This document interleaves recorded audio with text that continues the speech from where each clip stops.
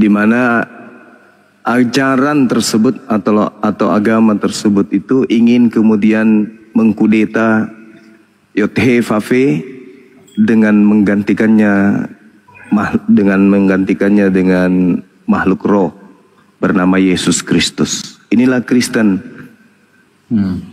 Jadi agama Kristen itu adalah agama yang ingin mengkudeta pencipta langit dan bumi dengan makhluk halus yang bernama Yesus Kristus. Jadi kalau hari ini ada yang kemudian menjagokan Yesus, di mana Yesus itu hanya manusia biasa yang datang untuk Bani Israel, lalu orang-orang ini bukan Bani Israel menjagokan yang bernama Yesus Kristus, itu mereka sedang ingin menggulingkan pencipta langit dan bumi dengan sosok tersebut. Mereka ini adalah saudara-saudaranya iblis. Wa ikhwanuhum yamutunahum fil ghayyi tsumma la yuksirun. Inilah penolong-penolong setan yang datang ke atas muka bumi ini yang ingin disembah melalui nama yang populer, yaitu Yesus Kristus. Makanya Yesus mengatakan kepada Bani Israel, waspada ki le kepada iblis yang datang dengan memakai namaku, memakai nama Yesus dan berkata akulah Kristus. Karena kalau ada yang datang mengaku Yesus Kristus, jangan kau percaya. Sebab aku ketika datang, tanda-tandanya adalah seperti kilat yang menyambar dari timur sampai ke barat. Itulah tanda kedatanganku. Selain daripada itu jangan percaya, kata Yesus. Jadi kalau ada orang berkata, ada Yesus di atas pohon, ada Yesus di atas genteng, ada Yesus kemudian di atas mobil, ada Yesus di atas atap rumah, ada di plafon, ada Yesus kemudian di pasar. Jangan kau percaya.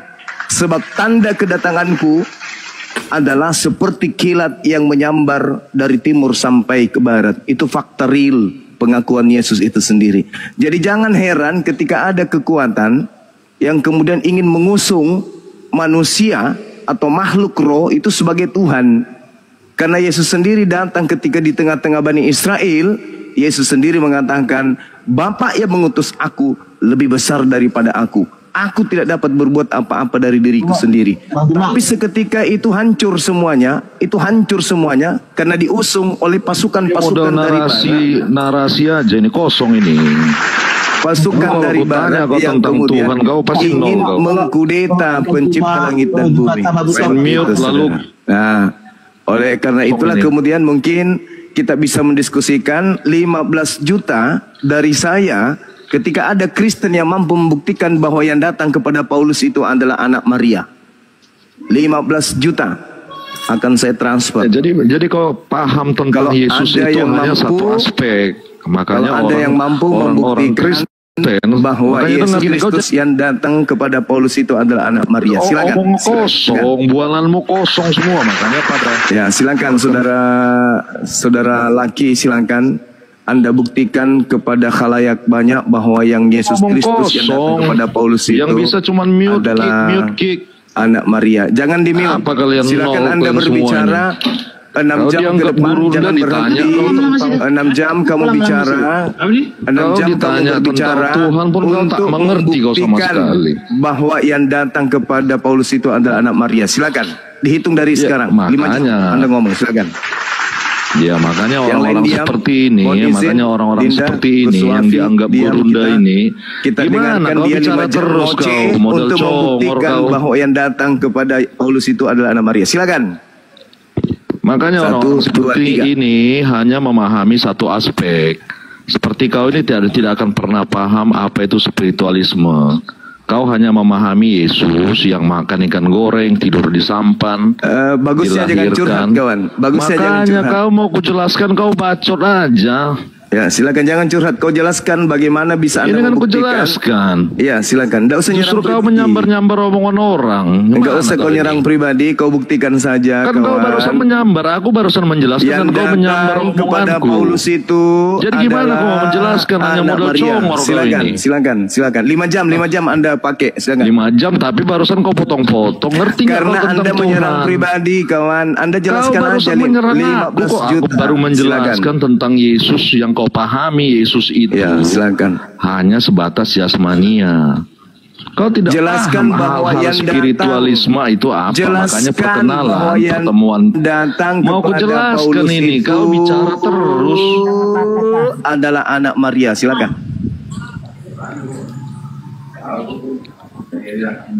Mana kau ini, kau sambar-sambar orang bicara.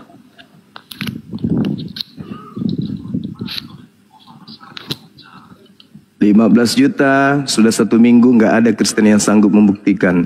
Hanya ngoceh aja terus. Ada tambahan Gurunda. Iya, gimana Bunda? Ada tambahan kan? Jadi lebih dari 15 juta dong. Iya, 20 juta. Dari Bunda Mila 5 juta.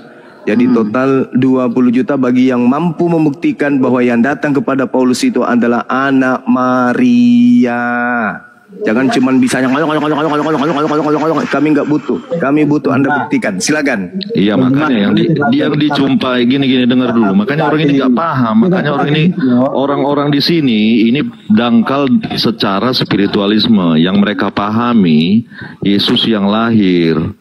Makanya perjumpaan dengan Paulus itu perjumpaan spiritualisme, tidak yang dilahirkan oleh Maria. Tidak yang makan ikan goreng tidur di sampan. Artinya ini perjumpaan yang secara batinia. Makanya pemahaman spiritualisme ada jasmania dan batinia. Ini yang dipahami harus kedua aspek. Kalau hanya memahami satu sisi, pemahamanmu akan gagal tentang apa itu Tuhan, apa itu spiritualisme. Makanya kau akan berada di zona yang dangkal. Tidak paham apa yang dijumpai Paulus. Makanya Paulus berjumpa yang terang. Makanya esensinya dari Saulus yang dulu pemburu manusia pengikut Kristus menjadi Paulus yang mengikuti, bahkan dia ujungnya dia diburu. Artinya ada pertobatan ketika manusia berjumpa dengan Tuhan. Dari sisi apa? Spiritualisme, dan itu dibuktikan oleh Paulus. Itu paham soal Paulus. Ya lanjut Jeb. Begitu aja. Jadi apa yang bisa kamu buktikan? Cuman begitu, curhat. Kok curhat? Apa yang curhat? Saya minta Anda membuktikan bahwa yang datang kepada Paulus itu adalah anak Maria. Bukti. Mana bukti? Bukti. Berarti kupingmu nggak kau pasang. Apa makanya buktinya? Kau kurang cerdas. Spiritual. Kenapa nggak? Ya iya, tidak dipahami secara lahiriah. Paulus tidak memahami Yesus secara lahir dari Maria. Makanya kau dangkal terus kau ini. Lanjut Jeff. Gak sanggup, udah gugur dia. Bukan gak sanggup, kau dangkal. Yang lain udah sanggup. Udah, kau masak sana, kau masak. Iya sih dangkal. Ya kau masak, kau nggak sanggup. Yang lain masih bagus daripada kau itu cuma curhat. Gugur. Kau ke gereja sana. Silakan, Saudara Jeff. Silakan. Ini ya Bang Diman. Iya, silakan. Semua apa yang tertulis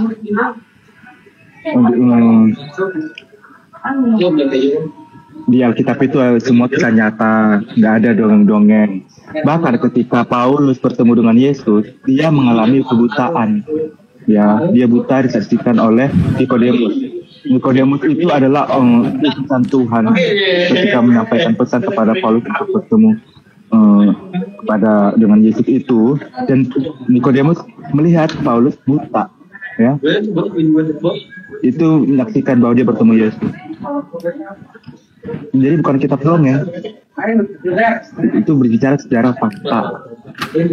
Coba kalau aku tanya Bang Mak, siapa yang menyaksikan bahwa Tuhan Anda itu katakan Nabi Israel? Ada nggak saksi? Sudah.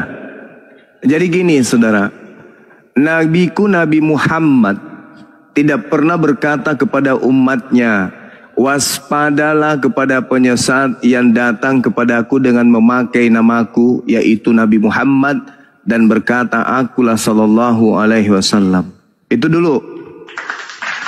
Sedangkan Yesus, nabinya orang Yahudi, rasulnya Bani Israel, berkata kepada kaumnya Bani Israel agar waspada kepada penyesat yang bernama Yesus Kristus. tertulis di dalam Matius 24 nomor 4 nomor 5. Oke, pahami itu dulu. Kalau Anda berbicara Paulus kemudian buta bla bla bla bla bla, nih tak kasih ilmu kepada saudara. Yesus disibukkan melakukan mukjizat kepada orang-orang buta untuk supaya melihat orang-orang buta ini kenapa bisa buta? Karena kerasukan setan. Tanda-tanda orang kerasukan setan, buta matanya. Tertulis di mana? Matius 12 nomor 22. Belajar itu penting, kawan. Makanya saya sangat sesalkan kepada orang Kristen kalau dikasih ruang berdiskusi dengan baik, secara ilmiah berdata, cuman curhat. Padahal ini kesempatan untuk kalian menjual Tuhan kalian yang bernama Yesus Kristus itu. Bukankah perintah beritakanlah Injil kepada seluruh makhluk, jadikanlah seluruh bangsa menjadi pengikutku. Ini kesempatan. Anda di Komal Islam berkesempatan untuk menyampaikan kepada umat Islam se-Indonesia bahwasanya yang kalian sembah Yesus Kristus itu adalah betul-betul anak Maria. Faktanya, tidak ada satupun di antara kalian yang mampu membuktikan itu. Justru semakin Anda jelaskan, semakin kalian menjelaskan, semakin menguatkan nubuat Yesus. Di dalam Matius 24 nomor 4 nomor 5 itu, waspadalah wahai muridku Bani Israel, agar kalian jangan disesatkan, sebab banyak orang akan datang dengan memakai namaku dan berkata, akulah Kristus. Sekarang mari kita deteksi, adakah pernah penyesat atau jangan penyesat, adakah kemudian makhluk atau manusia atau apapun itu yang pernah datang mengaku Yesus Kristus?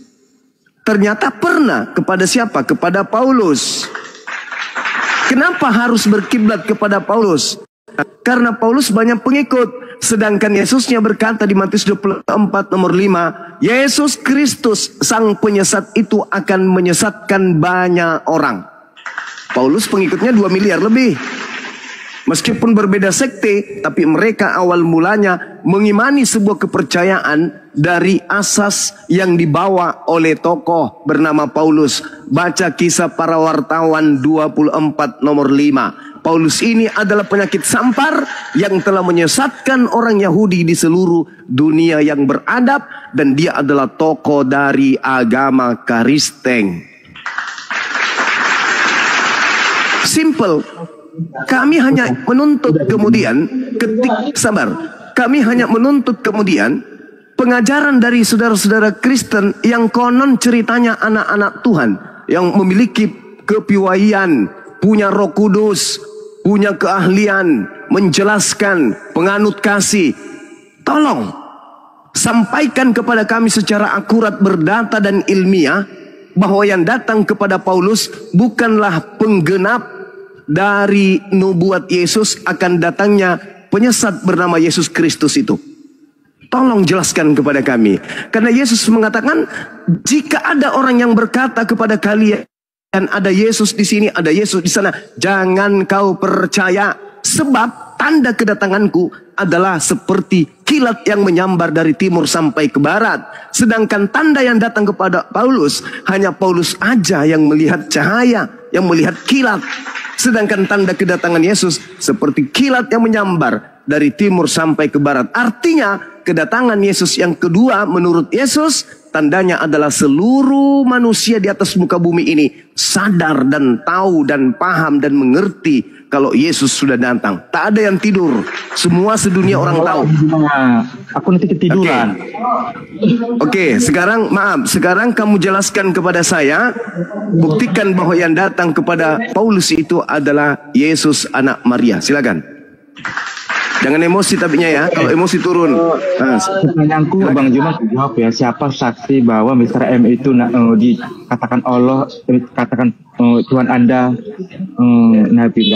Siapa saksinya? Bang Juma nggak bisa jawab. Oke. Kemudian ini ya, Bang Juma ini. Alam semesta ini saksinya. Kenapa? Seluruh umat Islam di atas muka bumi ini bersaksi.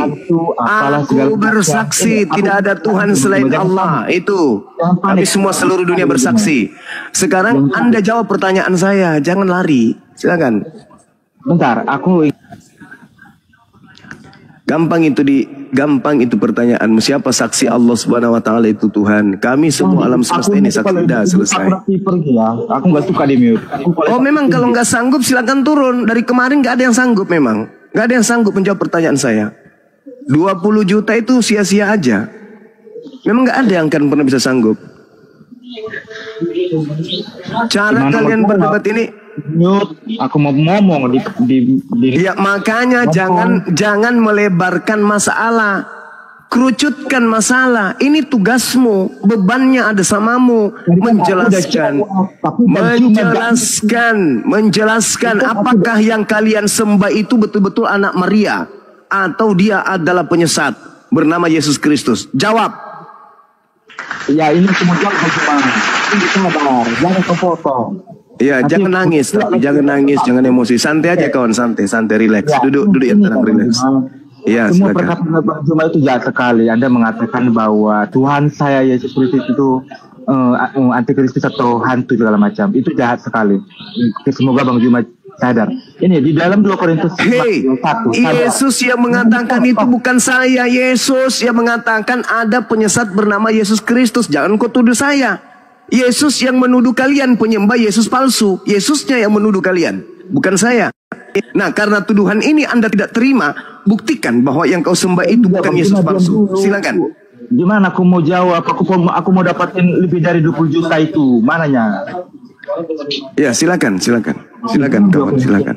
Ini ya, biar kalian tahu. Di dalam 2 Korintus 1, Yesus itu tidak pernah berbuat dosa. Ia tidak berbuat dosa dan tipu tidak ada dalam mulutnya. Jadi apa yang firman yang disampaikan Yesus itu tidak ada tipu ya. Jadi ketika para rasul menyampaikan firman Tuhan yang tertulis melalui para rasul, itu perkataan Yesus sendiri, itu tidak ada tipunya. Oke, ketika para rasul mengatakan ialah anak Allah yang Maha Kudus, ialah benar.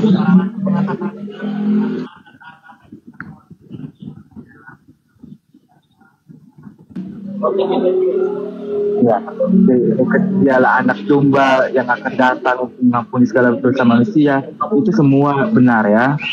Jadi aku udah kasih satu ayatnya. Kemudian di Ibrani 4 ayat 15. Sebab imam besar yang kita punya bukanlah imam besar yang tidak dapat turut merasakan kelemahan-kelemahan kita. Sebaliknya sama dengan kita, ia telah dicobai, hanya tidak berbuat dosa.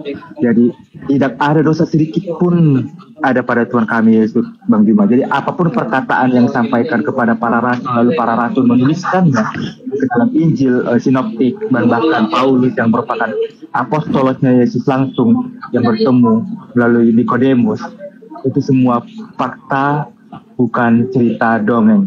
Ketika Nikodemus melihat Paulus buta karena melihat penampakan Yesus yang adalah terang itu sendiri, lalu Yesus menyembuhkan Nikodemus pakai Tuhan untuk menyembuhkan Paulus lagi, itu benar adanya. Ya, aku ntar ayatnya ada, tapi aku agak lupa. Tapi itu ada tertulis di Alkitab. Kenapa Bang Juma nggak bawa itu? Jadi tolonglah Bang Juma. Bang Juma ini kasih ayat yang bikin tafsir sendiri. Seolah-olah Yesus kami hantu, seolah Yesus kami penyesat. Kan agak lucu orang Tuhan Yesus itu Tuhan kami. Agak lain. Makanya aku kayak debat sama orang gelo jadinya. Kecuali debat yang katanya ada sesuai data gitu. Jangan diputar balik. Gak usah jalan pribadi, gak usah kasar, gua hantam loh. Ya enggak, aku kan ngomong apa adanya. Masa Tuhan Yesus curhat kan udah ya. Sudah, curhatnya sudah. Permasalahannya ini ada di Anda kan? Yang Anda uraikan Korintus lah. Apa itu Korintus? Paulus yang punya merek itu Korintus. Yesus anak Maria tidak mengenal Korintus. Dan Anda harus paham, di surat Galatia, suratnya Nabi Anda, Nabi Paulus, Galatia 1 nomor 1, Galatia 1 nomor 11, Galatia 1 nomor 12. Dia menerima Injil bukan dari anak Maria. Paham Anda di situ? Catat itu dulu. Paulus menerima Injil bukan dari anak tirinya Yusuf. bukan dari cucunya Daud. Pahami itu. Kau baca itu saudara.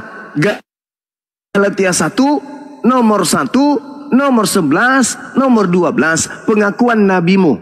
Nabi Paulus, utusan Tuhanmu bernama Yesus Kristus itu. Apa kata Nabi Paulus?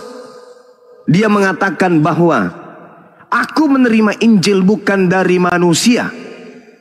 Bukan manusia yang memberikan aku Injil. Aku tidak menerimanya dari manusia, tetapi melalui pernyataan Yesus Kristus. Sejak kapan anak Maria bukan manusia? Coba.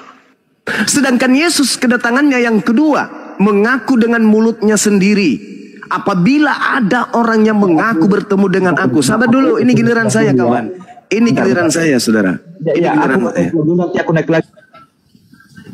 Ya, panggil pendetamu ke sini. Jadi Yesus sendiri mengatakan bahwasanya kalau ada orang berkata bertemu dengan aku di padang gurun, di dalam bilik, jangan kau percaya. Sebab aku datang sebagai anak manusia. Di mana dalilnya? Matius 24, perikop yang sama, nomor 27 dan nomor 30. Yang datang bernama Yesus adalah anak manusia. Yang datang bernama Yesus adalah manusia. Sedangkan yang datang kepada Paulus bernama Yesus Kristus, tetapi bukan manusia. Ini adalah oknum yang berbeda. Dan Yesus yang manusia berkata, waspadalah kepada penyesat yang datang kepadamu dengan memakai namaku dan berkata akulah Kristus. Artinya penyesat itu muncul mengaku dengan nama Yesus dan bergelar Kristus. Kalau bukan yang datang kepada Paulus, lalu yang mana? Pengikutnya kalau bukan Kristen, lalu mana orang banyak itu? Nah, ini PR buat saudara kami Kristen. Silakan. Pertanyaannya Gus. Silakan Gus. Lanjut bang, pertanyaan Gus. Ya'iduhum wa yumannihim wa ma ya'iduhum syaitan illa gurura. Betul ayatnya kan itu? Mantap. Iblis yang menjanjikan angan-angan, iblis yang kemudian membangkitkan kemudian halusinasi mereka, mimpi-mimpi mereka, padahal yang menjanjikan itu hanyalah iblis menjanjikan. Apa itu dikatakan di sana, Gus? Guru kepalsuan. Kepalsuan. Makanya diusir karena yang mereka ikuti adalah janji-janji palsu. Yesus asli datang, enyahlah daripadaku. Kalian semua adalah pembuat kejahatan. Tadi saudara pisang goreng basi dia mengatakan begini.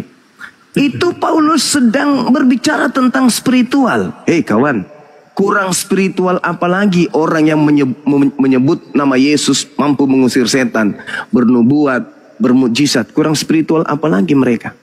Faktanya mereka semua diusir dan kata Yesus, kalian semua adalah pembuat kejahatan. Enyahlah daripadaku, aku Yesus tidak mengenal kalian.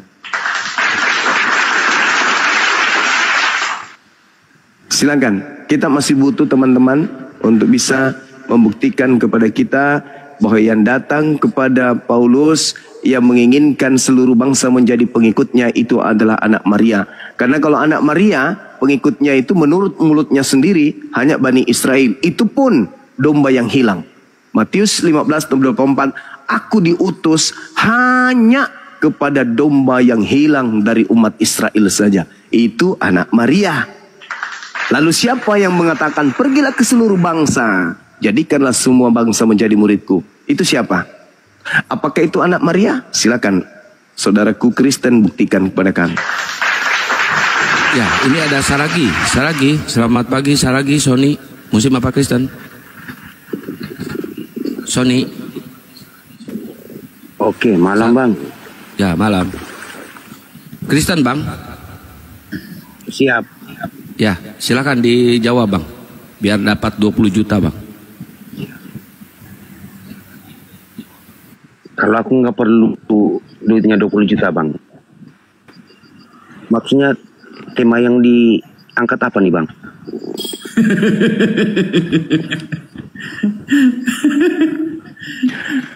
Al-Quran menuduh bahwa orang di luar Islam, orang-orang kafir itu menyembah setan dan mereka adalah sekutu setan di dalam mendurhakai pencipta langit dan bumi. Kan Yesus ketika datang di tengah-tengah Bani Israel, jangankan kepada pengikutnya, kepada setan aja Yesus perintahkan untuk menyembah kepada Allah. Tapi kok muncul Yesus yang baru mengajarkan supaya menyembah dirinya. Itu adalah Yesus yang berbeda itu. Silakan kawan.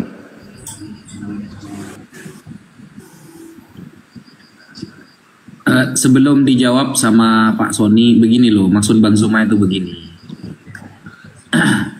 Yang asli muridnya Yesus saja tidak pernah didatangi Yesus dalam mimpi kah, dalam bentuk suara, padahal mereka yang berjuang loh bersama Yesus. Mereka yang selalu setia kepada Yesus. Sama kayak kita lah ya, zaman Nabi Muhammad misalnya. Seharusnya ya kan yang paling tahu Nabi Muhammad adalah sahabatnya gitu, yang setiap hari berkumpul. Jadi kalau ada apa-apa biasanya yang datang ke dalam penglihatannya seharusnya sahabat terdekatnya, bukan malah orang yang gak pernah ketemu sama dia, kan gak nyambung gitu loh. Sehingga seharusnya Yesus ini datang berbentuk suara, berbentuk roh lah apalah, itu datang kepada orang-orang yang setia sama dia, bukan malah kepada orang yang gak pernah ketemu sama sekali sama dia gitu loh, maksud Bang Zuma. Lanjut, betul gak Bang? Mantap sekali. Iya, sah, valid itu. Tuh, dijawab Mas Sony. Silakan Bang Sony. Ini Bang Saragi Muslim apa Kristen? Oh, saya Muslim Bang. Oh iya. Bentar ya, ini ke Sony dulu ya. Silakan Bang Sony. Oke Bang. Maksud saya begini, maksudnya gimana maksudnya yang Yesus tidak pernah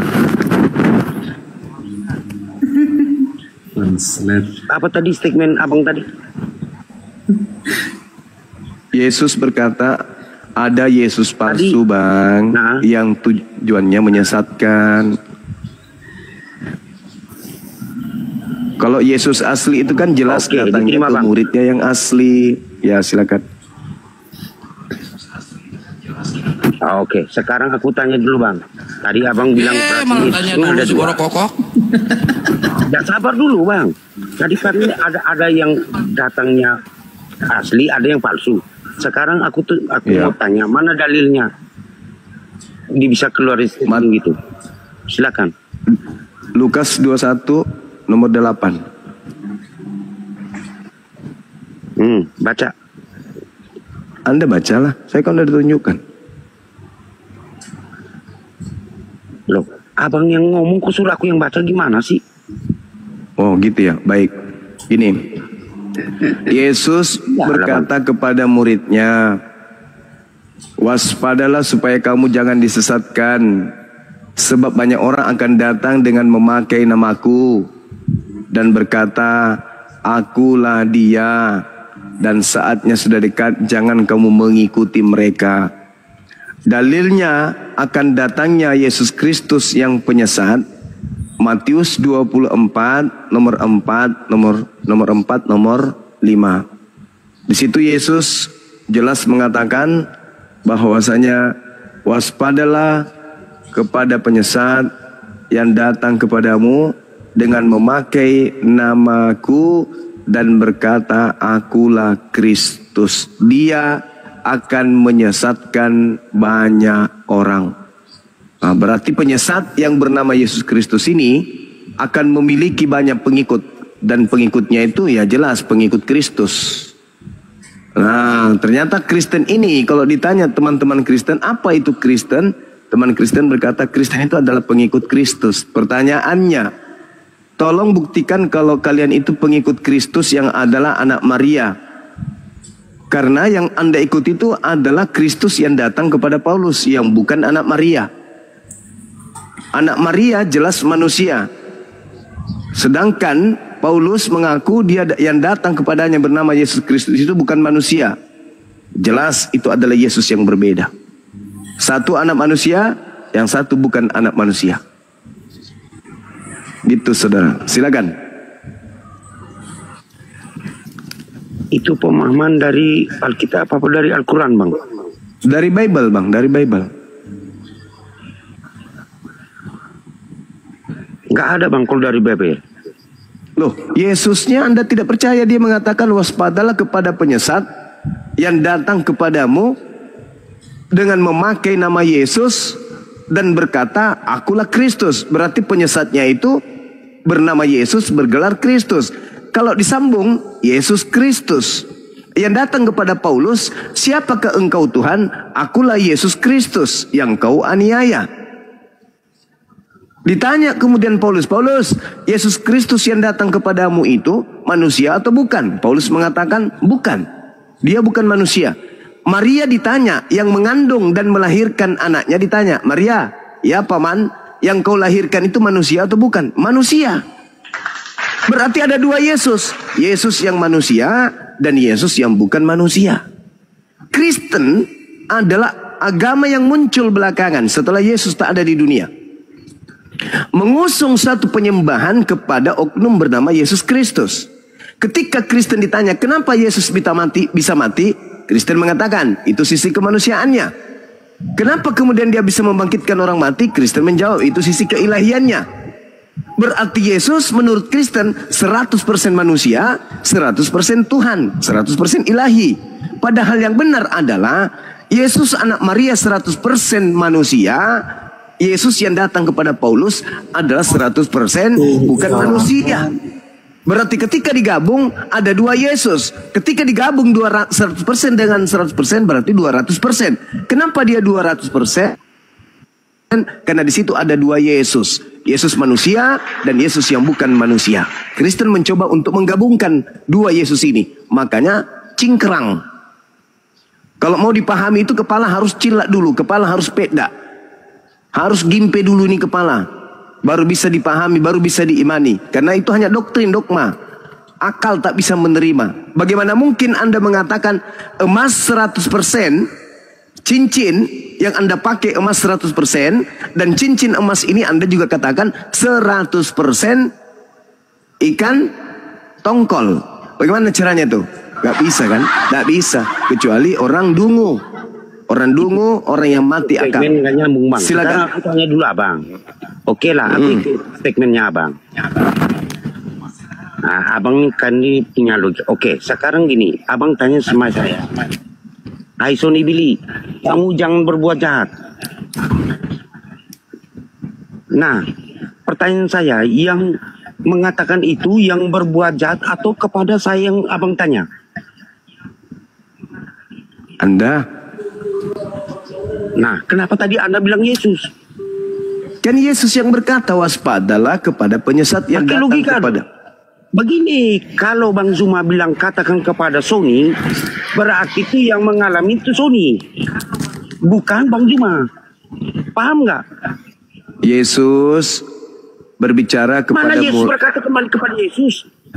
Yesus berbicara kepada muridnya, Bani Nah, Yesus Israel. berbicara kepada muridnya. Mana Yesus lagi yang kena? Paham nggak?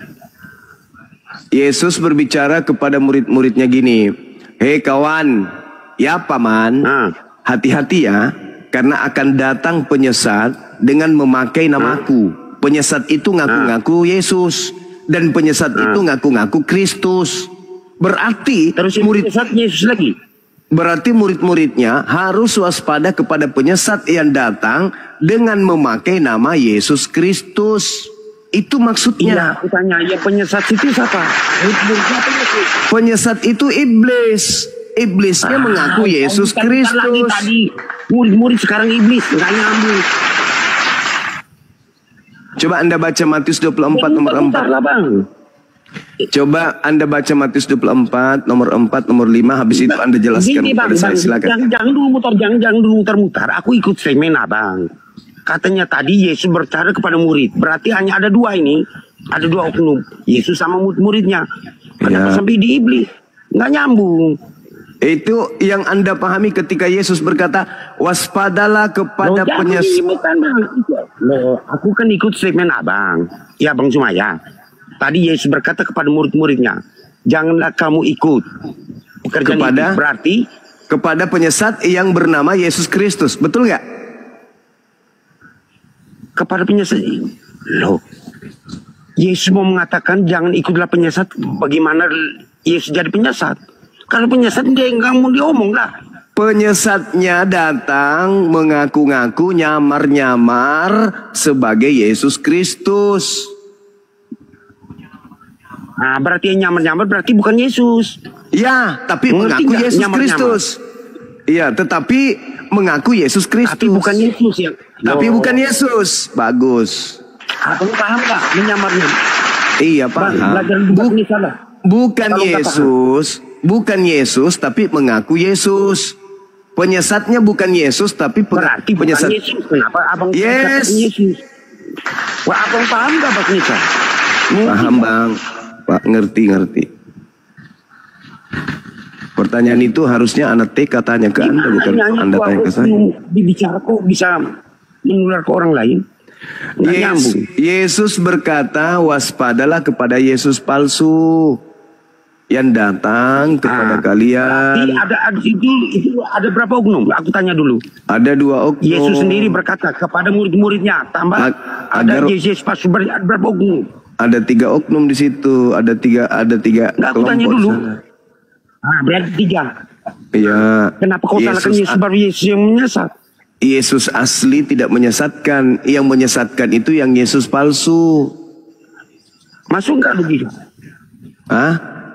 Iya, berarti Yesus palsu berarti ada Yesus asli. Ya, Yesus asli itulah yang berpesan kepada muridnya agar waspada kepada Yesus palsu.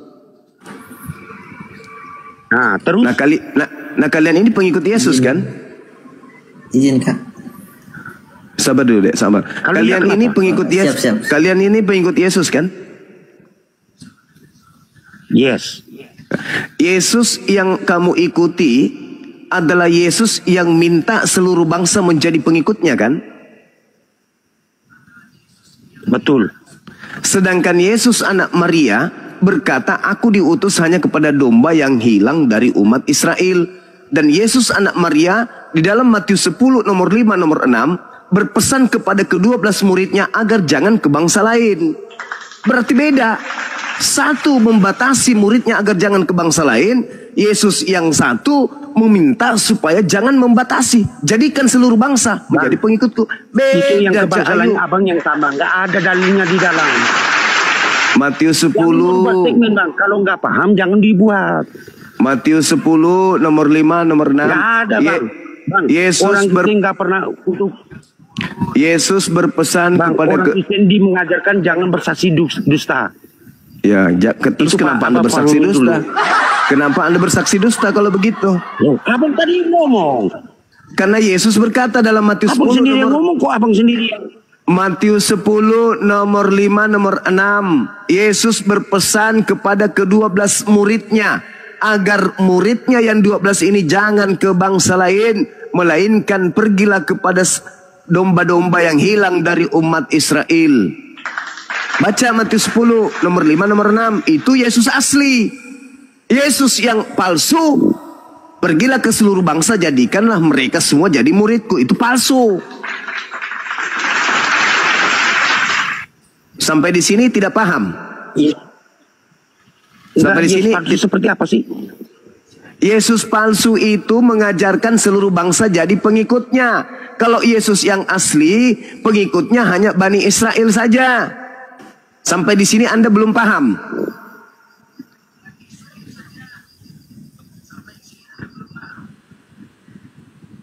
Ini macet deh.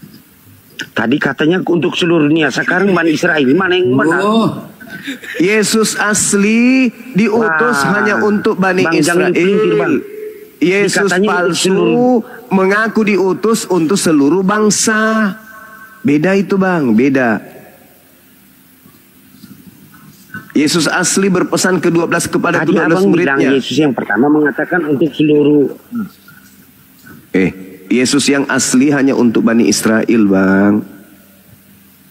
Kalau yang palsu seluruh bangsa. Makanya ajaran Kristen yang mengikuti Kristus yang datang kepada Paulus ini berbeda dengan ajaran Yesus yang untuk Bani Israel. Berbeda Bang. Yesus yang asli kalau datang hari ini tidak mengenal kalian. Yesus lebih pilih ke masjid daripada ke gereja tempat ibadah kalian itu. Yesus tak mau masuk ke gereja. Yang asli ya. Orang Arab ya? Enggak, Yesus berarti orang Arab ya? Bukan bang, bukan. Dia orang Madura bang. Tetangga dengan teman saya, Habib Usman. Biar kau puas. Aduh. Yesus orang Madura bang. Kebetulan saya cetak KTP-nya kemarin. Yesus asli itu mengaku dengan mulutnya diutus hanya untuk Bani Israel bang. Sedangkan Yesus yang datang kepada kalian itu sapuratai. Apa itu sapuratai? Semua manusia yang cupu-cupu dianggap sebagai pengikutnya semua. EGP, yang penting saya dituhankan. Itu berbeda kawan. Yesus kami yang datang ke tengah Bani Israel itu hanya untuk Bani Israel. Sedangkan Yesus Anda untuk seluruh bangsa. Berebede. Yesus datang. Ya. Yesus yang datang kepada Kristen dan Yesus yang datang kepada Bani Israel itu adalah Yesus yang berbeda. Beda. Bedanya di mana, Bang? Bedanya yang satu bukan manusia, yang satu manusia. Itu bedanya. Yang satu mengaku awal dan akhir, yang satu mengaku dia bukan awal dan dia bukan akhir. Yang satu mengaku kepadanya diberi kuasa langit dan bumi, yang satu mengaku aku tidak dapat berbuat apa-apa dari diriku sendiri. Berebede bang, berebede. Kalau orang ini bisa belajar tambah dulu lah. Itu statement sama dengan SD, memalukan. Oh iya. Lucu kak. Oh ini ada berapa ini? 2,3 yang nonton ini, memalukan bang. Oh iya. Beleng-beleng kau beleng-beleng. Saja udah nggak nyambung. Nanti matanya ada masalah dengan matanya. Ini 2,8 bukan 3. Nah, itu sangat memalukan bang bahasanya. Iya nggak jadi ya teman-teman. Bunda Mila belum memenuhi syarat ya bun. Belum bisa kita kasih 20 juta ya belum ya. Maaf ya kawan beleng-beleng itu. Iya belum masih beleng-beleng. Bang Wan mau jawab Burunda nih. Masih baga-baga dia, masih bocor kepalanya. Baga-baga ya. Ya Wan, silakan Wan. Halo, selamat malam Kak. Izin abang-abang, Bapak Ustaz semua. Saya jawabnya yang tadi di Matius ya, maksud dari perkataan Yesus pada Matius pasal 24 ayat 4 itu tuh sebagai jawaban atas pertanyaan para muridnya tentang apakah kedatangan dirinya, apa maksud dari kedatangan dirinya dan tanda dari kesudahan. Yesus mengatakan juga bahwa para pengikutnya Yesus supaya hidup dalam kesiapsiagaan agar tidak seorang pun mungkin tahu kapan ia akan kembali. Yesus juga menggambarkan suatu masa ketika dunia akan dilanda kekacauan, tetapi itu saja tidak akan menjadi bukti bahwa akhir telah tiba. Gitu bang. Dia atas jawaban para muridnya bang. Iya. Ketika saudara mengatakan itu adalah soal jawab antara sang murid dengan guru, sebenarnya itu sudah menggugurkan Kristen. Kenapa? Karena tanda kedatangan Yesus itu sebagai simbol tanda kesudahan dunia. Tanda kedatangan Yesus sebagai simbol tanda kesudahan dunia. Al-Quran menguraikan itu, bahwa ketika Yesus datang itu adalah tanda kesudahan dunia. Makanya Yesus mengatakan kawan, semua yang mengaku bertemu Yesus jangan kau percaya, sebab kedatanganku itu sebagai simbol tanda kesudahan dunia. Aku akan datang dalam rupa manusia. Itu, dan seluruh manusia akan melihat aku. Mereka semua akan melakukan ratap tangis ketika aku datang yang kedua kalinya. Sehingga Yesus mengatakan di Matius 24 nomor 23, nomor 24, nomor 25, nomor 26. Jadi apabila ada orang yang berkata bertemu dengan Yesus di sini, Yesus di sana, jangan kau percaya. Maksudnya kalau ada yang lagi sholat tahajud mengaku didatangi Yesus, jangan kau percaya, pasti itu baga-baga beleng-beleng. Ada yang umroh mengaku bertemu Yesus dan melihat Yesus di atas Ka'bah, jangan kau percaya, itu beleng-beleng. Sebab kenapa? tanda kedatanganku nanti ditandai seperti kilat yang menyambar dari timur sampai ke barat. Jadi semua yang mengaku bersaksi bertemu Yesus, jangan kau percaya. Itu bukan aku. Itu bukan aku. Itu pasti penyesat. Karena tanda kedatanganku sebagai tanda kesudahan dunia. Kalau ada yang datang tapi dunia belum kiamat, berarti itu bukan aku dong. Tanda-tanda yang datang bahwa itu adalah aku, dunia segera kiamat. Ini yang datang kepada Paulus sudah 2000 tahun tak kiamat-kiamat, berarti itu bukan aku. Yang datang ke Pulau Patmos sudah 2000 tahun tidak kiamat-kiamat, berarti itu bukan aku. Sebab tanda kedatanganku seperti kilat yang menyambar dari timur sampai ke barat. Boleh Yesus. Boleh saya bicara dulu Bang Zuma? Iya, silakan. Bagaimana Bang Wan? Masih mau lanjut Bang Wan? Masih Bang, dikit aja Bang, dikit aja. Sorry Iya, Bang, Saudara Ariel, sebentar Bang, biarkan teman kita ini dulu buktikan. Silakan. Boleh. Yang dimaksudkan itu kan kalau pada saat kedatangan pertama ya Bang. Ini saya menjelaskan untuk kedatangan pertamanya kan untuk kisah penebusan atas dosa-dosa manusia Bang, untuk pertama kalinya. Kalau yang kedatangan kedua setelah dia disalibkan lalu dia bangkit, itu dia mau menunjukkan bahwa kekuasaan Allah dia tidak dapat dikalahkan oleh maut, itu aja Bang. Tapi yang kedatangan akhir yang dimaksudkan dalam kitab suci bahwa pada akhir zaman di mana tidak pada saat kiamat dunia berakhir, pada tanggal keduanya. Yang kedatangan pertama dan setelah dia bangkit bahwa dia mau menunjukkan kasih dan kuasa Allah itu tidak dapat dikalahkan oleh maut. Sekian Bang, terima kasih Bang. Saudara, Yesus datang ke dunia ini berapa kali? 1 kali Bang. Tapi kenapa di dalam konsep agamamu tertata 3 kali datangnya? Pertama, ketika dia datang melalui rahim ibunya. Kedua, dia datang lagi melalui rahim bumi, keluar dari kubur. Ketiga, datang lagi nanti di akhir zaman. Berarti 3 kali. Mana yang betul? Belum lagi kedatangannya kepada Paulus, datang kepada Ananias, datang kepada penulis Wahyu. Ini Yesus berkali-kali datang kayak teh celup. Yang kedatangan setelah kebangkitannya itu dia mau menjelaskan bahwa kekuasaan dan kasih Allah itu tidak dapat dipudarkan oleh maut Bang. Itu aja. Itu bukan itu kan asumsi Saudara. Akhir Bang. Enggak Bang. Itu digugurkan oleh kitabnya Yahudi kawan. 2 Tawarik 7 nomor 14. Dan umatku yang atas namaku disebut merendahkan diri, berdoa dan mencari wajahku, lalu berbalik dari jalan-jalannya yang jahat, maka aku Tuhan akan mendengarkan doa-doanya dari surga dan mengampuni dosa-dosa mereka dari surga serta memulihkan negeri mereka. Jadi tak ada itu Tuhan datang ke dunia mati nebus dosa, nggak ada. Tuhan itu maha mendengar. Annallahu sami. Tuhan itu maha mendengarkan, Tuhan itu maha mengetahui. Aku Tuhan mendengarkan dari surga dan aku Tuhan mengampuni dosa-dosa mereka dari surga. Nggak ada itu turun jadi cala bayi mati dibunuh oleh manusia. Nggak ada itu, nggak ada. Itu gugur itu Bang. Gugur. Ya, Bang, kalau bisa saya lanjutin atau ya, silakan. Masih jelasin?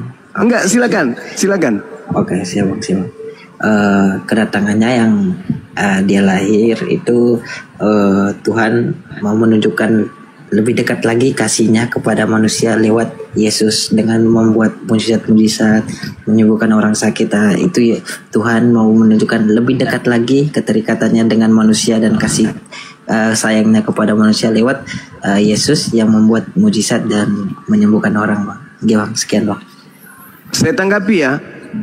Ketika Yesus melakukan segala upaya mukjizat, tanda-tanda kekuatan, apapun itu, ruang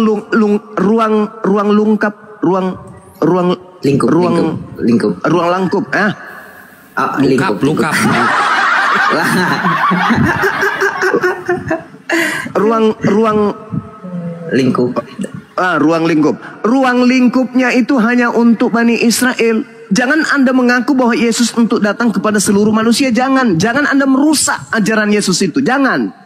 Aku datang ke atas muka bumi ini hanya untuk Bani Israel saja. Matius 15 nomor 24. Coba Anda lihat di dalam Kisah Para Rasul. Siapa yang harus tahu tentang Yesus? Anda baca Kisah Para Rasul 2 nomor 22. Hai orang-orang Israel.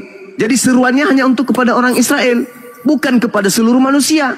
Jangan Anda mentafsirkan mentang-mentang Anda Kristus, pengikut Yesus yang datang kepada Paulus, sampai ucapan-ucapan Yesus Kristus yang datang kepada Bani Israel, Anda anggap itu untuk Anda juga. Jangan. Kisah Para Rasul 2 nomor 22. Hai orang-orang Israel. Apakah Anda orang Israel? Bukan. Apakah bang semua orang Israel? Bukan. Itu seruan hanya untuk orang Israel. Hai orang-orang Israel. Hai, dengarkan perkataan ini. Yang aku maksudkan adalah Yesus dari Nazaret, manusia yang telah ditentukan oleh Allah dan yang dinyatakan kepadamu dengan kekuatan-kekuatan, dengan mujizat-mujizat, dengan tanda-tanda yang dilakukan oleh Allah dengan perantaraan Yesus di tengah-tengah kamu, seperti yang kamu tahu. Jadi Yesus datang kawan, memperlihatkan mukjizat untuk Bani Israel, agar Bani Israel percaya kalau Yesus itu bukan utusan setan, tapi utusan Tuhan. Karena mukjizat yang dilakukan Yesus adalah mukjizat yang dilakukan oleh Allah, hanya karena melalui perantaraan duta dan utusan bernama Yesus itu. Jadi Yesus itu manusia biasa, dia tidak bisa melakukan apapun dari dirinya sendiri. Yohanes 5 nomor 30. Tapi karena dia diberi mukjizat, dia kemudian mampu melakukan itu. Dan apa yang dilakukan di tengah-tengah Bani Israel itu hanya untuk Bani Israel saja. Jangan Anda masuk ke sana, karena Anda bukan pengikutnya, Anda bukan muridnya, Anda bukan Bani Israel, Anda bukan Bani Yakub, Anda bukan domba. Jangan. Kecuali di gereja. Tapi kalau di sini Anda harus memilah bahwa Yesus itu punya aule, Yesus itu punya kelas, Yesus itu punya halaman. Dan halaman Yesus itu hanya di Yerusalem, dan kelasnya yang ada dalam halaman itu hanya Bani Israel saja. Ente saudara bukan Bani Israel. Jangan nyamar-nyamar, karena Yesus mengatakan, waspadalah kepada serigala yang nyamar domba, waspadalah kepada non-Yahudi yang ngaku-ngaku sebagai Yahudi. Anda kena nanti. Silakan.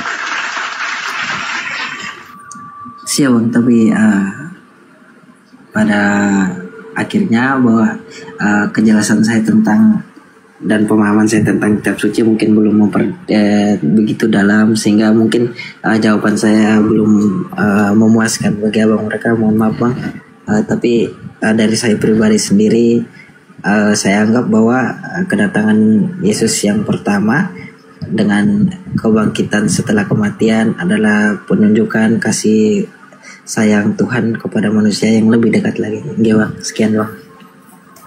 Iya, silakan. Memang manusia, karena Bani Israel juga manusia.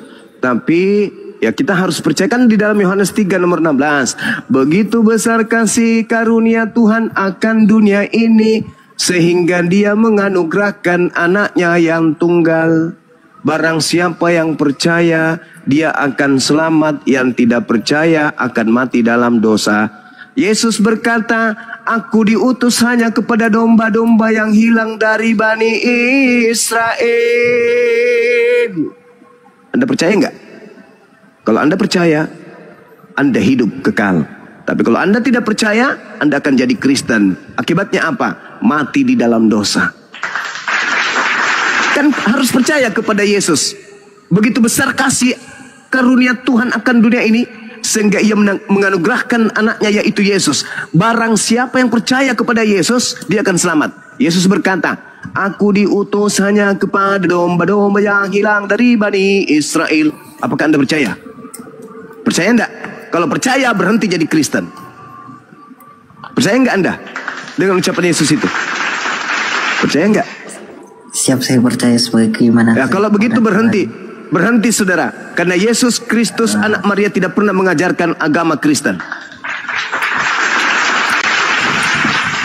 Ya bang, soalnya Kristen kan masih terbagi-bagi kan bang kalau Kristen. Soalnya kalau Kristen kan ada Ortodoks, ada Protestan, ada Kristen Katolik lagi kan. Kita ada bang masing-masing pemahaman yang berbeda tentang satu keimanan kepada Tuhan. Kita ada bang. Sekian bang. Oh iya, oke. Silakan, saya rasa sudah cukup. Bunda Mila gimana? Pantas kita kasih? Belum berarti masih belum. Jauh. Maaf, masih jauh. Mungkin ini Arel. Siap. Ya, Bang Wan, bentar ya ganti. Nanti kita belajar lagi Bang Wan ya. Oke, siap Bang. Makasih ya Bang. Bisa login nih anak, bisa login nih Bang Wan nih. Bang Wan nih bisa login nih kayaknya. Oh. Ya. Silakan Saudara Arel. Ya, Arel silakan. Mau nanya Bang Juma. Waduh. Ya, silakan. Dari tadi sih sebenarnya saya gabung sih. Saya dengerin terus. Cuman tadi ada pertanyaan sama Pak Sony ya. Bahwa Yesus itu ada dua.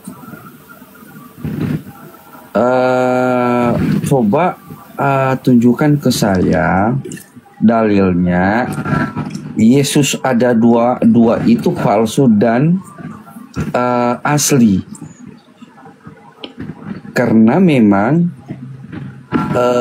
menurut ajaran kami tidak pernah ada kata-kata bahwa ada Yesus palsu. Yang menyebutkan nama Yesus palsu itu orang yang sesat, yang tidak bisa mengikuti dia. Gitu loh Bang Zuma. Oke, saya luruskan dulu Bang. Gini. Ini maksud Bang Zuma itu begini Bang. Kalau kita mengatakan Yesus itu satu, kalau kita mengatakan Yesus itu satu, berarti dia pinplan. Kita kan tidak boleh tuh menghujat Tuhan orang lain. Makanya Bang Zuma tidak berpendapat Yesus satu. Kenapa? Kalau Bang Zuma mengatakan Yesus itu satu, di sisi lain dia mengatakan aku diutus hanya untuk domba-domba yang hilang dari kalangan Bani Israel. Di sisi lain dia mengatakan ajarilah seluruh dunia. Nah kan pelin-pelan kan? Nah kalau kita bilang pelin-pelan kan gak enak Bang. Masa Tuhan pelin-pelan? Maka cara yang paling selamat memahami ayat-ayat itu maksudnya adalah Yesus itu ternyata ada dua. Begitu, betul gak Bang? Yes. Nah, itu kan pemahaman saudara. Kontradiksi nanti Bang. Gini loh Bang, gini. Karena memang gini, pemahaman kita itu bukan dalam arti itu. Ibaratnya ini ada dalilnya bahwa ini ada palsu. Tadi kan memang tadi kan disampaikan Bang Juma itu adalah yang Yesus palsu itu adalah setan. Benar nggak Bang Juma? Tadi kan ngomongnya begitu. Benar kan? Menyesatkan. Iya. Betul. Nah saya setuju dengan omongan Bang Zuma. Tapi dalilnya apa? Apa gitu loh? Dalilnya apa gitu? Karena memang gini. Karena memang setahu saya.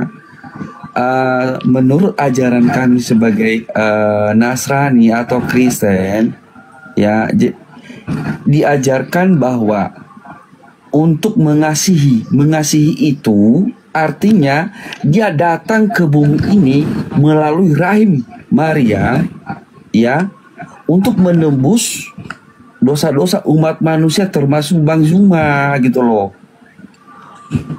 Karena bukan dia menyelamatkan itu hanya umat Islam, mohon maaf ya, hanya umat agama lain, enggak, semua manusia untuk menanggung semua dosa-dosa seluruh manusia itu loh Bang, gitu. Makanya kan saya tadinya sih mau ngomong soal tentang masalah Yesus itu palsu atau asli gitu loh Bang. Maksudnya yang kita sembah itu ya, atau yang kita tuhankan itu bukan Yesus sebenarnya, bukan gitu loh ya, tapi firman-Nya gitu loh Bang. Iya, udah itu udah. Oke. Saya ingin tiktokan dengan Anda. Ketika Yesus berpesan kepada Bani Israel agar waspada kepada penyesat yang datang dengan memakai nama Yesus dan berkata akulah Kristus. Apakah sosok yang datang setelah Yesus sebagai penyesat ini itu mengaku Yesus Kristus atau tidak mengaku Yesus Kristus? Menurut pengakuan Yesus dalam Matius 24, nomor 4, nomor 5. Coba Anda baca. Baca aja Bang, baca aja. Oke, saya baca ya. Izin Bang. Izin Bang, tolong di mute Bang. Silakan. Gak bisa di mute saya nih Bang. Oke, thank you. Jadi di dalam Matius 24, ketika Yesus duduk di Bukit Zaitun, datanglah murid-muridnya, pasti Bani Israel, orang yang bersunat tidak makan babi.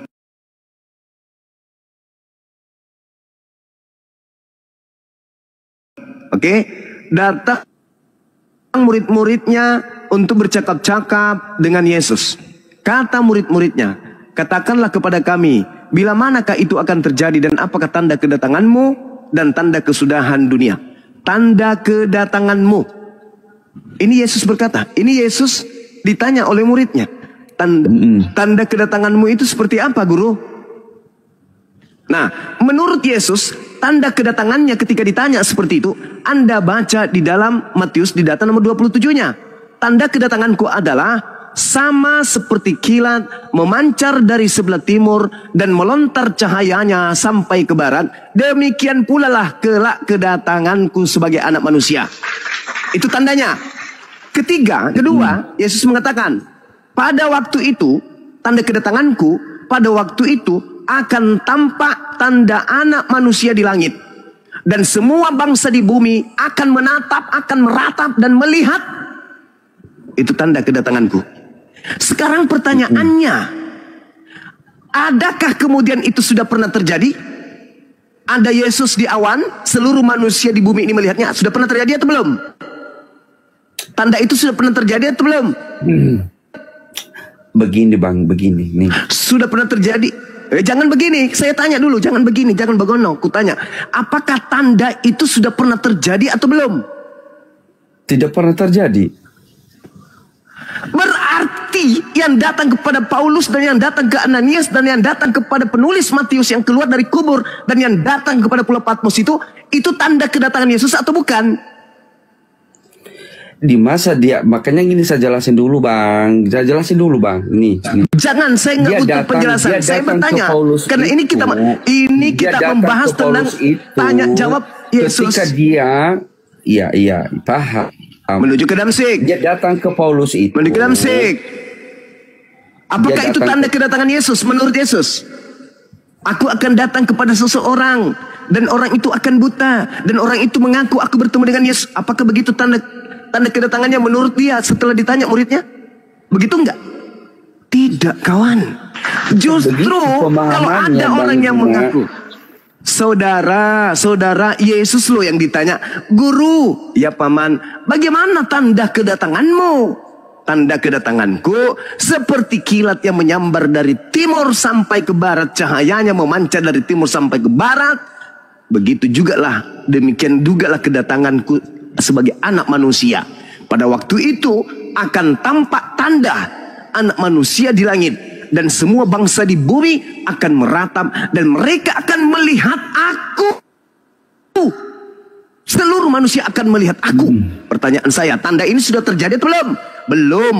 Belum terjadi. Berarti kedatangan demi kedatangan itu bukan Yesus. Karena tanda kedatangannya belum ada pada mereka. Tanda kedatangannya menurut Yesus, seluruh manusia akan melihat aku di langit. Apakah itu sudah terjadi? Belum. Maka Yesus mengatakan, apabila ada orang berkata ada Yesus di sini, ada Yesus di sana, jangan kau percaya. Sebab Yesus tegaskan, Yesus palsu dan nabi-nabi palsu akan muncul dan mereka akan mengadakan tanda-tanda yang dahsyat dan mujizat-mujizat. Sekiranya mungkin mereka, si sang Yesus palsu dan nabi palsu ini akan menyesatkan orang-orang pilihan juga. Itu kata Yesus. Jadi kalau ada orang datang mengaku Mesias, ada orang datang mengaku Yesus, jangan kau percaya. Sebab tanda kedatanganku nanti adalah aku akan datang di awan-awan di atas langit dan seluruh manusia akan melihat aku. Bukan cuma Paulus yang melihat, bukan cuma satu kelompok yang melihat, tapi seluruh alam semesta manusia di atas muka bumi ini akan melihat Yesus datang untuk yang kedua kalinya. Itulah tanda akhir dunia, itulah tanda kiamat. Jadi yang datang kepada Paulus dan menjadikan kalian Karisteng hari ini, itulah si penyesat Yesus Kristus palsu. Silakan Anda bantah, buktikan kalau data dan pengakuan Yesus ini Anda katakan salah, Anda mengatakan Bang Suma salah, berarti itu sama dengan Anda menyalahkan Yesus. Karena saya hanya menjelaskan data yang ada dalam kitab saudara. Silakan. Baik. Gini Bang, sebelum itu Yesus itu datang ke bumi atau ke dunia, terlebih dahulu malaikat itu sudah diberitahukan kepada Maria. Itu suci. Ya, dia datang diberitahukan bahwa kamu akan mempunyai seorang putra namanya Yesus. Dia lahirlah ke dunia ini. Nah, kalau secara logika Bang, kalau misalkan Tuhan itu Tuhan asli, Tuhan yang kita sembah, yang Tuhan kita ibaratnya yang membuat langit dan bumi ini, dia datang langsung ke bumi ini Bang, kita nggak bisa ketemu dia Bang, kita nggak bisa lihat dia pun juga nggak bisa gitu loh Bang.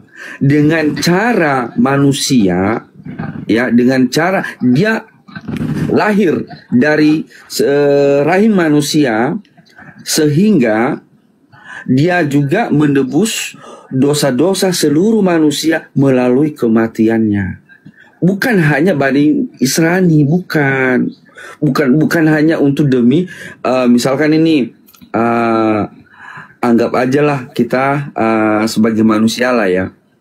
Kita di Indonesia misalkan, kita datang Indonesia, kita berikan ajaran yang terbaik misalkan di Jakarta misalkan, ya, orang-orang Jakarta ini begini bla bla bla bla bla. Nah, artinya kalau dia ngomong begitu berarti hanya di Jakarta saja. Tapi dia datang ke bumi ini demi abang juga, ya, demi abang dan demi seluruh umat manusia di muka bumi ini. Dia datang untuk menebus dosa itu dengan cara dia lahir di rahim siapa Bang? Rahim Maria yang tidak berdosa gitu loh Bang. Dan dia mengajarkan namanya kasihilah musuhmu gitu loh Bang. Dan Yesus itu memberikan namanya mujizat-mujizat yang luar biasa. Jangan melebar dari tema Bang. Bukan, tadinya kan yang gini Bang, yang kami ngikutin itu adalah itu Yesus asli, bukan palsu. Jadi ajaran Yesus asli itu, ya itu yang saya beritahukan kepada Bang Zuma gitu loh Bang. Gitu. Karena Bang Zuma tadi bilang itu bahwa ada Yesus palsu segala macam begini. Sesuai dengan ajaran kami konfirmasi dengan kepada Bang Zuman juga gitu. Karena memang gini Bang, walaupun saya bukan tidak terlalu mengikuti Alkitab Bang, tapi setidaknya kan kita kan punya waktu masih SD, SMP, SMA sampai kuliah pun juga kan kita mempelajari namanya agama. Sejarah agama juga kita harus menentukan. Udah dulu Bang. Biar Bang Juma menjawab dulu Bang. Jangan melebar kemana-mana. Biar Bang Juma menjawab dulu. Bang Juma membuktikan dulu ya. Bentar diam. Silakan Gulunda. Iya. Jadi gini kawan. Iya. Kalau Anda melihat ya pernyataan saudara sendiri dan Anda melepaskan sementara iman Kristen Anda akan tertawa dan geli. Saya bacakan sebuah data supaya Anda itu berpikir. Markus 4 nomor 38.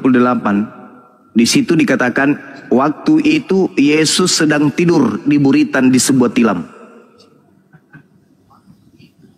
Oke, saya ulang. Markus 4 nomor 38. Di situ dikatakan bahwasanya Yesus sedang tidur di buritan di sebuah tilam.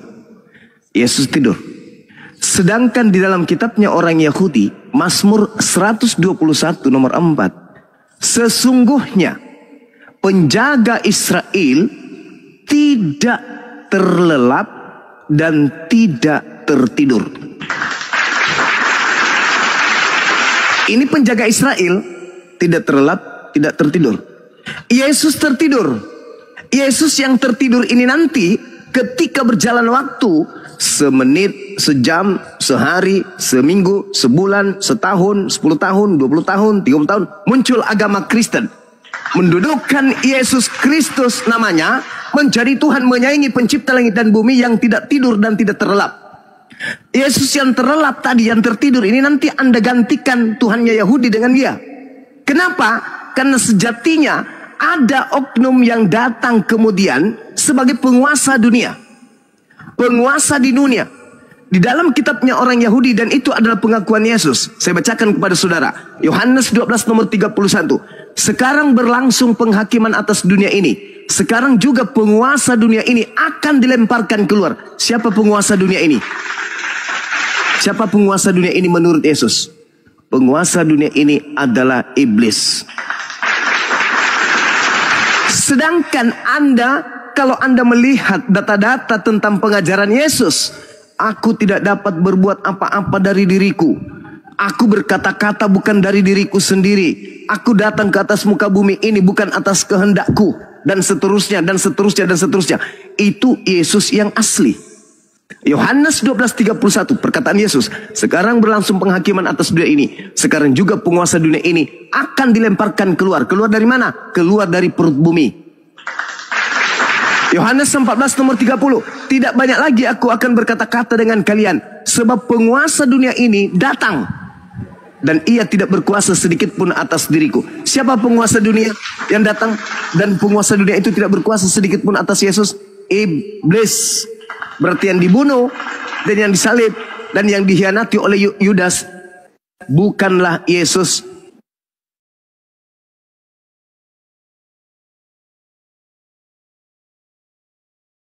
Artinya bahwa yang Anda sembah itu adalah Yesus palsu. Anda baca Matius 24 nomor 24. Sebab Kristus palsu. Ayo. Siapa manusia di atas muka bumi ini setelah anak Maria mengaku Kristus? Ada? Tak ada. Kecuali yang datang kepada Paulus. Dan Yesus berkata, waspadalah kepada penyesat yang datang kepadamu dengan memakai namaku dan berkata, akulah Kristus. Yang datang ke Paulus mengaku Kristus kan? Dan dia memakai nama Yesus kan? Jelas. Kata Yesus, tanda kedatanganku adalah anak manusia akan berada di atas awan bersama dengan malaikat-malaikatnya, diiringi oleh malaikat-malaikatnya. Kemudian kata Yesus, semua manusia di atas muka bumi ini akan melihatku. Di mana tertulis? Matius 24 nomor 30. Pada waktu itu akan tampak tanda anak manusia di atas langit, dan semua bangsa di bumi akan meratap, dan mereka akan melihat Yesus datang di atas awan-awan dengan segala kekuasaan dan kemuliaannya. Apakah itu sudah pernah terjadi? Belum pernah terjadi. Berarti yang datang kepada Paulus siapa? Apakah itu Yesus? Bukan Yesus. Maaf saudara, ini data di kitab saudara. Karena Yesus berkata bahwa penyesat yang bergelar Yesus Kristus itu akan menyesatkan banyak orang. Di dunia ini ada 2 miliar pengikut Kristus, dan itu adalah Anda salah satunya. Demikian. Assalamualaikum warahmatullahi wabarakatuh, guru-guru kalian. Waalaikumsalam warahmatullahi wabarakatuh. Bang Goto silakan Bang. Oh iya, ya yang dikatakan Bang Zuma itu betul ya, karena kalau kita lihat ya dari sisi histori, memang banyak Yesus palsu yang dibentuk. Sebenarnya ini kesalahannya bukan dari tokoh-tokoh Yahudi, ini kesalahannya dari tokoh-tokoh Roma. Saya pernah katakan bahwa tokoh Yesus dengan tokoh Paulus ini tokoh fiktif sebenarnya, yang memang dibuat oleh Roma untuk mengelabui atau melakukan hoax ya terhadap budaya Kristen dari hasil delik Milano itu. Saya pernah katakan begitu, karena memang Yesus itu cuma satu, selebihnya dibentuk. Kalau kita belajar nubuatan, ada 578 nubuatan ya dalam perjanjian baru. Ini Yesus sudah memperingati bahwa nanti akan ada Yesus palsu. Kan begitu. Nah, Yesus palsu ini kan yang bikin Roma sebenarnya. Bukan Yahudi yang bikin ini. Yang bikin ini Roma. Bahkan Paulus sendiri itu diragukan keasliannya. Banyak bukti yang mengarah ke situ.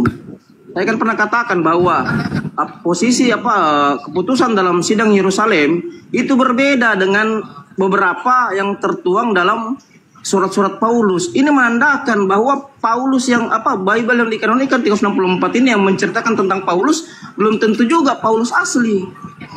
Bisa jadi ini kedua ini tokoh fiktif, mengingat kultur dan budaya orang Roma itu selalu mengasimilasi paksa budaya-budaya bangsa jajahannya. Kan seperti itu.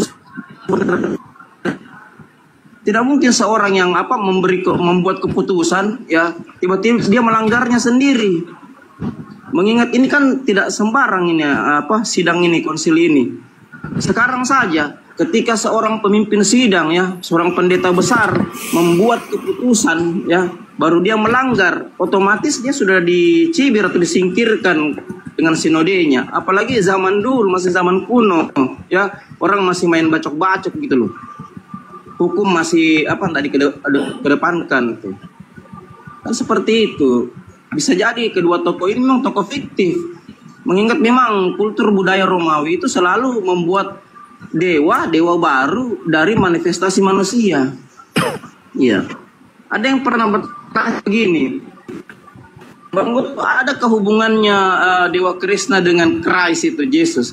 Saya katakan begini, kalau dari ilmu histori itu tidak ada. Tapi kalau dari epistemologi ini ada hubungannya. Kenapa saya katakan begitu? Kita baca kisah Dewa Krishna dengan Yesus buatan Roma. Ini mirip sekali. Kan begitu. Memang secara histori tidak ada karena sudah dikaburkan oleh Roma. Sejarah ini sudah dikaburkan, tapi dari sisi epistemologi ada. Krishna bapaknya tukang kayu. Krishna lahir dari seorang perawan. Kan begitu. Ini ada sebenarnya. Makanya Roma itu menyampaikan pesan. Dia menyampaikan pesan seperti gini. Melalui Yesus dikatakan begini, aku ada sebelum Abraham ada. Nah, itu berarti kenapa dia tidak berkata aku ada sebelum Adam ada? Kalau kita lihat Dewa Krishna ini Dewa Krishna ini ada sebelum Abraham ada dan ada sesudah Adam ada. Ini secara epistemik. Makanya saya pernah bilang, epistemologi Bible itu adalah kumpulan ajaran para dewa, kumpulan ajaran para penyembah dewa. Bahkan kitabnya pun dikanonikan di kota dewa, di Laodikia. Jadi pesan-pesan secara epistemologi ini kita perlu pelajari. Saya mengambil kesimpulan bahwa memang Bible ini kumpulan ajaran para dewa. Kenapa Yesus tidak katakan aku ada sebelum Adam ada? Kalau mau sekalian aja begitu. Kenapa dia katakan aku ada sebelum Abraham ada? Ini berarti Roma menyampaikan pesan bahwa ada kaitannya antara Yesus Christ dengan Krishna. Begitu kira-kira. Beberapa sejarah saya pelajari, memang ada kaitannya erat. Kalau secara histori tidak ada, tapi kalau epistemologi pasti ada. Karena ini kumpulan ajaran para dewa. Semua dewa-dewa dari asimilasi paksa ini digabung semuanya menjadi satu kitab. Makanya kalau kita baca sejarah, Kaisar Konstantin dan ibunya Helena itu menyuruh Eusebius untuk membuat 50 kitab. Lalu disaring menjadi satu, lalu dikatakan The New Testament. Dikanonikanlah tahun 364. Ini kan satu abad semua ini rentetan sejarahnya ini. Itu mulai dari Edik Diocletianus 303, maju lagi 313 Delik Milano, maju lagi Edik Thessalonika. Perdebatan antara pengetahuan dan intelektual. Ya, ini satu abad semua ini. Ini yang perlu kita pahami. Berarti di abad keempat ini sumber kerusakan ajaran ini betul lah yang dikatakan nubuatan dalam Perjanjian Baru seperti dikatakan Bang Suma bahwa akan ada Yesus. Siapa yang buat ini? Berarti nubuatan ini tergenapi di abad keempat. Yang betul, biar nggak menolong kasih Kristen lagi gantian. Ya, silakan Bang. Silakan. Bisa. Sebenarnya masih ada 1 menit lagi. Izin dong. Ya. Silakan. Izin Bang, ingin menambahkan sedikit tentang yang tuh Yesus palsu tadi Bang, Kristus palsu tuh. Kalau saya menambahkan dikit aja tentang yang penjelasan Matius 24 ayat 4 tuh Bang. Saya pikir sudah dipertegas di dalam Matius 3:16 tentang pembaptisan Yesus, tentang pernyataan Allah sendiri bahwa engkaulah anakku yang kukasihi, kepada mulah aku berkenan. Jadi yang tadi itu Bang, balik lagi ke penjelasan terakhir, yang pertama tadi, ke penampakan yang setelah kematian disalibkan, bahwa ya, Tuhan menunjukkan kasih karunia-Nya dan kuasanya lebih dari maut. Maut tidak bisa mengalahkan kuasa Tuhan. Bang, sekian Bang. Terima kasih Bang.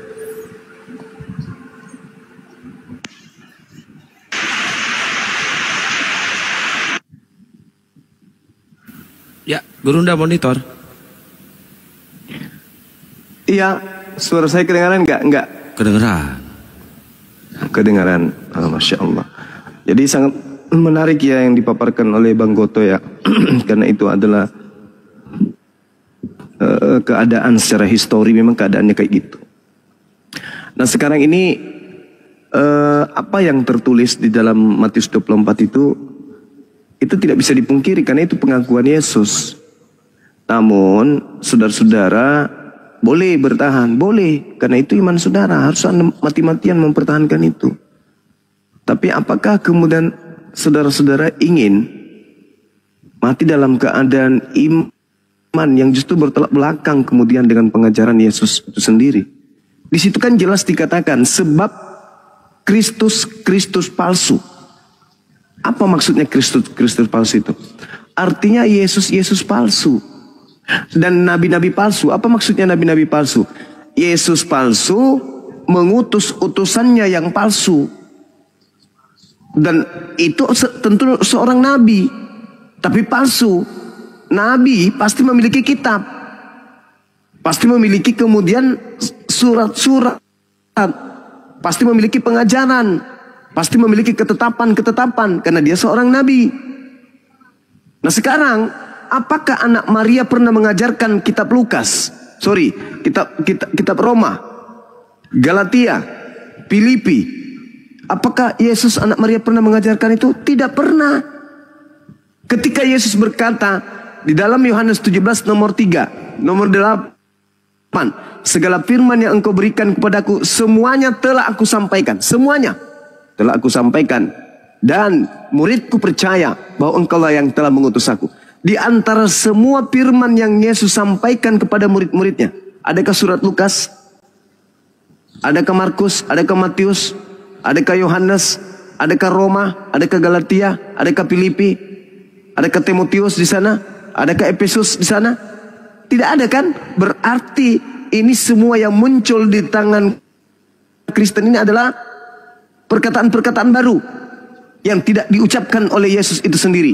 Roma, Galatia, Filipi dan seterusnya itu ucapan-ucapan baru yang bukan berasal dari anak Maria, tetapi berasal dari Yesus Kristus yang membisikkan kepada Paulus untuk menuliskan 13 buku tersebut.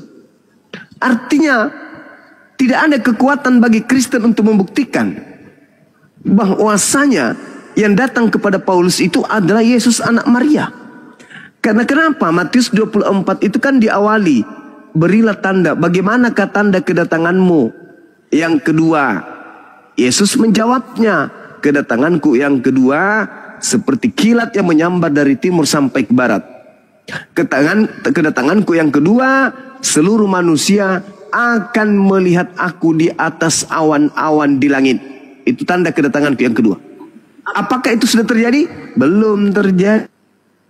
Artinya kata Yesus di dalam Matius 24-nya ini, di data nomor 23 dan seterusnya. Jadi apabila ada orang berkata ada Yesus di sini, ada Yesus di sana, ada Yesus di padang gurun, ada Yesus dalam bilik, jangan kau percaya. Karena tanda kedatanganku tidak kayak begitu.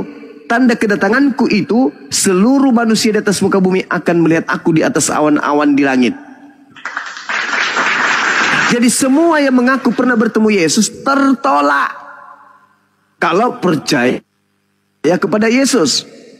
Kalau Anda percaya kepada Yesus, maka semua manusia yang pernah mengaku bertemu Yesus tertolak demi kebenaran apa yang diucapkan oleh Yesus. Karena Yesus berkata, tanda kedatanganku adalah seluruh manusia akan melihat aku di awan-awan di langit seluruh manusia. Bukan cuma Paulus in the gang, tetapi seluruh manusia. Artinya apa? Di data Matius 24, 22, 23, 24, 25 dan seterusnya, Yesusnya membatalkan semua Yesus lain selain Yesus yang adalah dirinya yang datang sebagai manusia di atas awan-awan dan sebagai pertanda datangnya hari kiamat. Yesus palsu yang datang di dalam mimpi, di dalam sholat tahajud, di dalam Anda umroh, ketika Anda mendengarkan azan, ketika Anda sedang mengaji, ketika Anda sedang sholat tahajud, datang Yesus lain. Semua itu kata Yesus adalah Yesus palsu. Jangan kau percaya. Sebab kalau aku yang datang, tandanya adalah seperti kilat yang memancar dari timur sampai ke barat. Seluruh manusia akan melihat aku di langit. Sekira begitu. Kalau masih ada yang lain, silakan. Tapi saya percaya tidak akan mungkin ada yang bisa membuktikan itu. Justru semakin Anda melawan pernyataan Yesus, semakin nampak bahwa kalian adalah pengikut Yesus palsu. Demikian dari saya, silakan teman-teman yang lain. Ya, Bang Wan, kenapa ngopi Bang Wan? Ini ada PAN ini Muslim apa Kristen? PAN. Izin dong. Enggak, saya mendengarkan tadi Bang Zuma menjelaskan tadi. Ya, silakan Ustaz Alif. Assalamualaikum warahmatullahi wabarakatuh.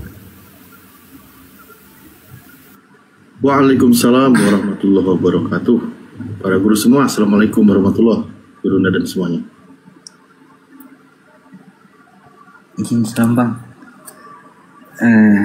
Balik lagi tadi ada izin Bang, kedengaran gak Bang suara saya? Kedengaran. Waduh. Guruku kenapa itu? Kenapa?